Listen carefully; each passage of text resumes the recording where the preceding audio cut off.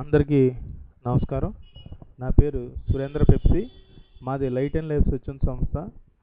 మేము ఎక్కువగా రోడ్డు ప్రమాదాలు జరగకుండా యువతని కాపాడటానికి చేస్తున్న చిరు ప్రయత్నం.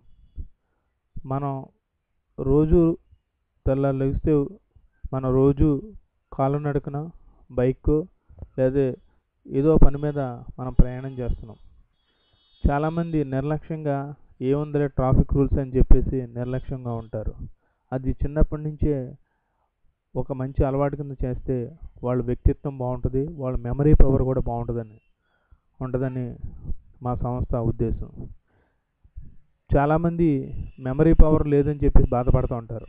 ట్రాఫిక్ రూల్స్లో పాటించడం వల్ల చెస్ ఆడేవాళ్ళ కన్నా జ్ఞాపక శక్తి ఎక్కువ ఉంటుందని చెప్పేసి మా సంస్థ నమ్మకం.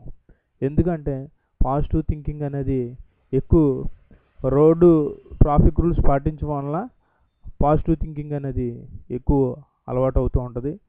మరి దానివల్ల ఎక్కువ మెమరీ పవర్ కూడా పెరుగుతాగే అవకాశం ఉంది.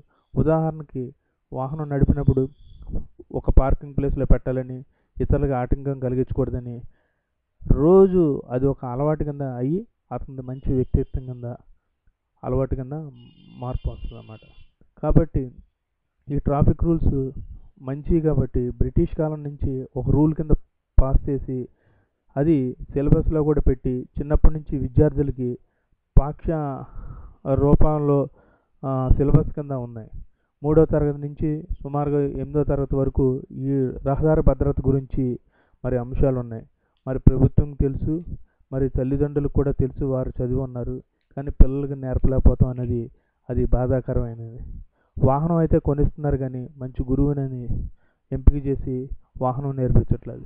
ర్యాంక్ ఫస్ట్ వస్తుందని చెప్పేసి వాహనం కొనిస్తాం, తర్వాత వాళ్ళకి మిగిలేది కంఠశోకం. కాబట్టి ట్రాఫిక్ రూల్స్ మరి దాని గురించి చేసే చిరు ప్రయత్నం. Thank you.